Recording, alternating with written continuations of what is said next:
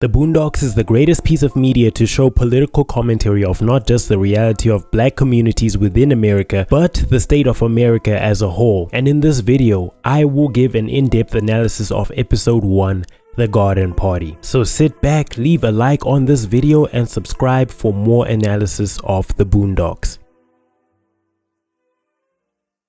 I'm not a prophet, but sometimes I have prophetic dreams, like the one where I was at a garden party.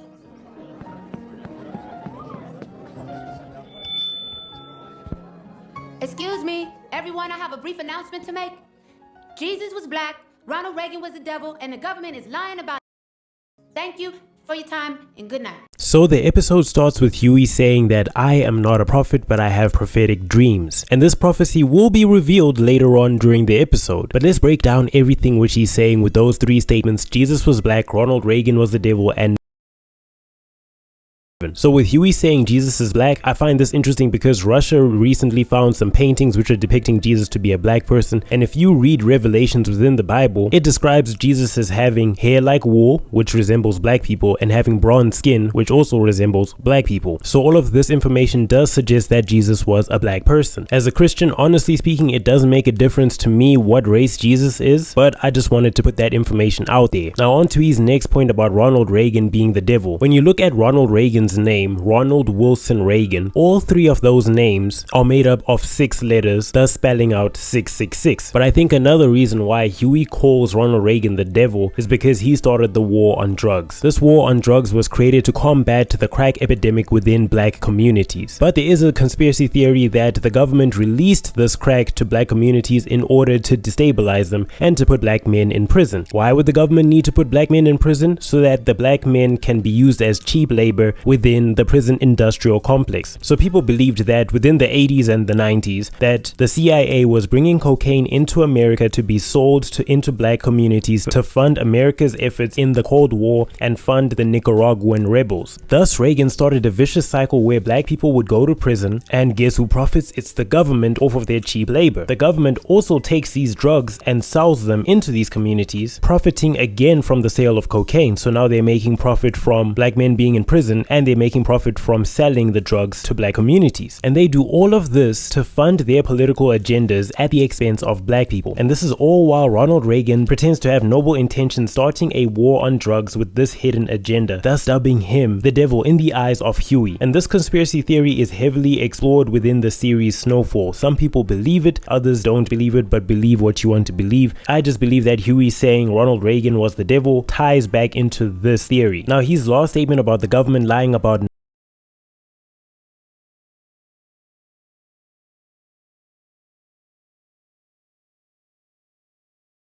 So within the first 30 seconds of the series, we are presented with a lot of bold statements which are being made by the writers, with the sole purpose of shattering the beliefs of white America. The writers are trying to make white America wake up to the idea that their religion is based on a lie, with Jesus being black. Their president is a liar due to his fake war on drugs.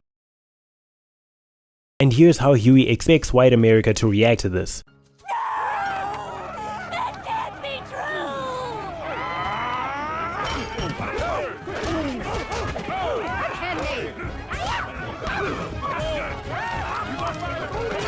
Huey is then slapped by Granddad and told not to tell white people the truth. But remember, Huey believes that this dream is a prophecy, and we're going to get into that prophecy later on in the video. But I think I'm also having a prophecy. I think you're going to leave a like on this video. I don't know yet if you're going to subscribe, but for real guys, please leave a like on the video. It helps with the algorithm. But yeah, let me get back into this. The episode then showcases how the Freeman family lives in the wealthy neighborhood of Woodcrest, and we are introduced to the concept of class. You need to start appreciating your granddaddy. I went and spent your inheritance on this beautiful house in this neighborhood, and all I asked you to do is act like you got some class. Hey, learn some manners. class. This is a It thing. means don't act like this. See, that's what I'm talking about right there. We don't use the N-word in this house. Granddad, you said the word nigga 46 times yesterday. I counted. Hush. Now, you may not like it, but I moved y'all out here to expand your horizon. There's a new white man out here. He's refined.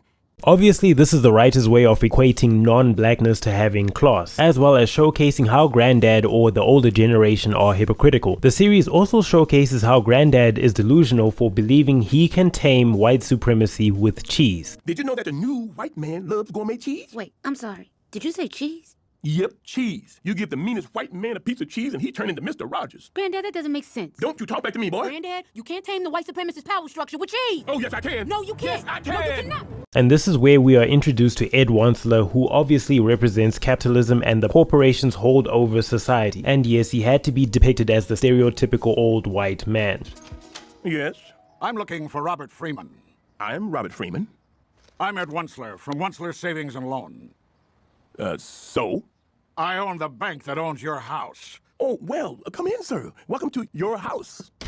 I find it interesting that in the next scene, Robert Freeman displays a docile demeanor around Ed Wuncler, and he offers him cheese, which is a callback to how Huey said you can't tame white supremacy with cheese. And Ed Wuncler happily accepts this. I guess it worked. Ed Wuncler then asks Robert about his sexual orientation and his social and political views. He does this because he knows that if Robert isn't someone he can relate to, at least at an ideological level, he won't allow Robert Freeman to be integrated within the community of Woodcrest, which is owned by Ed Wuncler. There is so much power in this scene because Robert is forced to act docile and polite, and Ed Wuncler is trying to see if Robert will be a threat to Woodcrest's already homogenized community. You can tell that Ed Wuncler does not want a non-Christian gay liberal to be living there because that type of person holds values which are the opposite of the values which Ed Wuncler holds. And Huey keeps trying to shoot him. This is a somewhat childish way of Huey trying to take back power, because if Huey actually had a real gun, he definitely would have shot Ed Wuncler. Robert, my family founded Woodcrest over 170 years ago.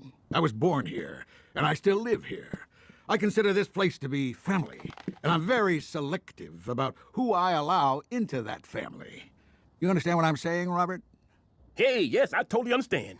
Would you like some cheese? Did you just offer me cheese? Yes, I did. I'd love some cheese, thank you. Riley, go get the fancy cheese. I'd like to ask some questions, if you don't mind. Are you gay? And if so, do you have a gay lover living with you in the house? Gay? No, I'm not gay. I mean, I happen to think a man looks nice with good hair and a ponytail. But no, I'm not gay. What's your position on gay marriage? Well, first of all, I believe all marriage is wrong. Good one, good. You don't look like you associate with any Muslims, Arabs, you know. People of terrorist descent. Your grandson? Afraid so. You know, I have a grandson, too. Is that right? Well, this has been delightful. Well, it's really been a pleasure, Mr. I own everything. We should get together soon and have more cheese, like a nice brie or Gouda, Gator Gouda. You know, you're my kind of guy, Freeman. Old school. What are you doing tomorrow? We're throwing a garden party for my grandson. He just got back from Iraq. You should stop by, meet some of the neighbors. Bring the kids. Sounds like a splendid idea. I'll see you tomorrow. Thanks for stopping by. Cheers.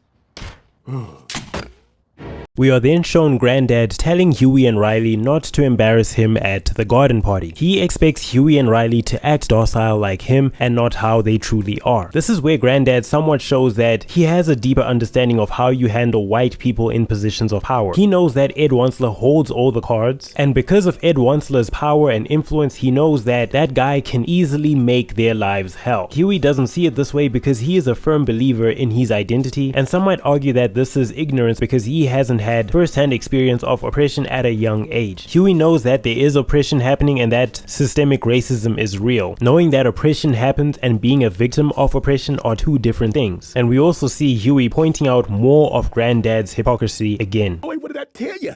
This is the new white man. He's distinguished. Granddad, I do not sip tea with the enemy. You can force me to go, but you cannot force me to be someone I'm not. The hell I can't. You're gonna go, and you're not gonna embarrass me in front of my new neighbors, or I'm gonna beat your ass. Why can't we be ourselves, huh? Why can't I be me? Are you ashamed of us? Very. We never asked to move here with your precious new white people, Granddad. Didn't ask? Well, you didn't ask for us to be attacked by dogs and fire hoses so you can live here, but we did it anyway. Here he go again with the dogs and the fire hose. We were attacked by dogs and fire hoses. Were you attacked? I don't know what difference that makes. Because it's like the whole generation tries to take credit for what happened to some people. That's ridiculous. Now, see, well, you know, what had happened was... Oh, man. I missed it. Was it bad? Did they do the thing with the fire hoses? What do you think, chump? Damn. What's eating you? A goddamn German Shepherd. That's what's eating you. Where was you? I had to go back to the apartment because I forgot my raincoat. You went to... You... Damn it, Robert. Who the hell shows up to a march with a raincoat? Bet you wish you had your raincoat right now. You son of a... What that being said? Who actually got hit with the fire hose ain't important. Now we're going to this party, and your black asses are gonna behave. If I'm lucky, I'll find myself a nice white woman with a flat booty who will listen to my problems. In the next scene, we are then introduced to Uncle Ruckus, who is a black man with the most extreme Uncle Tom ideology ever seen on film. V.E. Behave. I'm coming. Excuse me. Out of the way, Kunta Kinte. Yes, sir. How can I help you? Excuse me? Oh, Lord have mercy. Security. We got a code black. Code black at the main gate. Ruckus, what the hell is a code black? There's some hungry-looking niggas at the front gate. Well, you slick niggas ain't gonna fast talk your way into this here party. Ruckus, what the hell are you doing? Mr. Freeman, I'm sorry. Please come this way.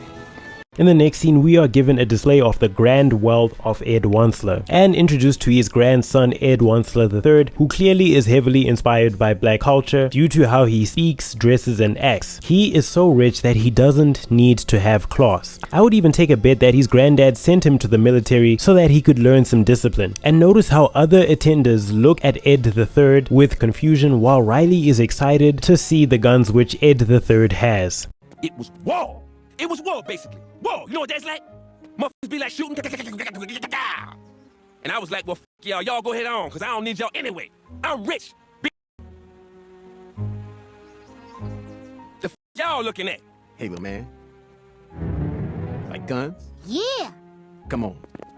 The next scene is what hits home because Huey is trying to expose the wealthy people of society to his truth and no one is taking him seriously. They find him entertaining and are surprised by how well he is able to speak. The reason why they don't listen to him is because he is of such a low social standing that they can't take him seriously. Like, imagine a hobo telling you aliens are real and how he's spoken to them. You would only think of it as an interesting story and you wouldn't take him seriously. Now imagine if Donald Trump did that. Imagine if Donald Trump told you that aliens were real. That information would be covered by the news all over the world. Huey is like the hobo in this situation. What Huey is saying isn't taken seriously, and this is something which his prophetic dream didn't account for. He may see himself as a revolutionary with influence, but the wealthy see him as a kid who is nothing more than entertainment.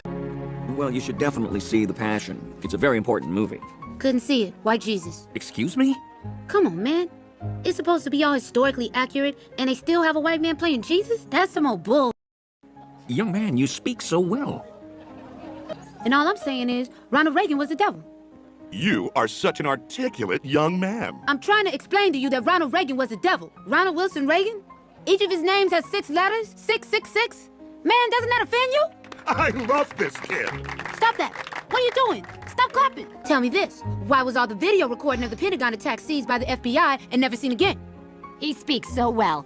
He's adorable. Are you even listening to what I'm saying? Ow! If you ruin this party for me, I'll put my... Ruin the party? They love me. These people aren't worried about us. They're not worried about anything. They're rich. No matter what happens, these people will just keep applauding. The final scene of this episode shows Uncle Ruckus trying to tell the white people not to trust the Freemans, but they also don't take him seriously and view him again as entertainment. Riley shoots Ed III out of a window, and the wealthy also see this act of ignorance and violence as mere entertainment. And Ed Wuncler Sr. doesn't care that Riley shot his grandson because Ed III is an idiot who will become president of America one day. Mr. Wuncler, I'm sorry about the whole, my grandson shooting your grandson out of the window thing. Are you mad? In 30 years, that boy will be the president of the United States. And he'll still be a f***ing idiot. Whew. Now, are we going to have that drink or what? Glad you were able to make it, Robert. To the old school. To the old school.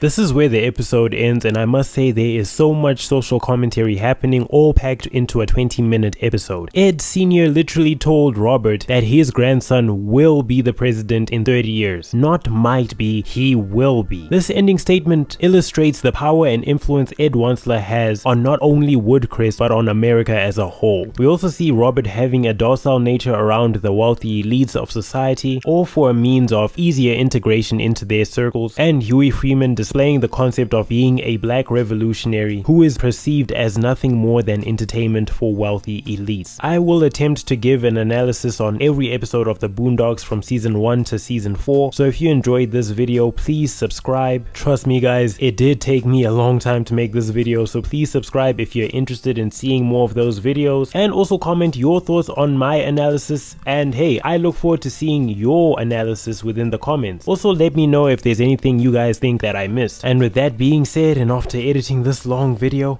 I hope you guys have a wonderful day. Peace.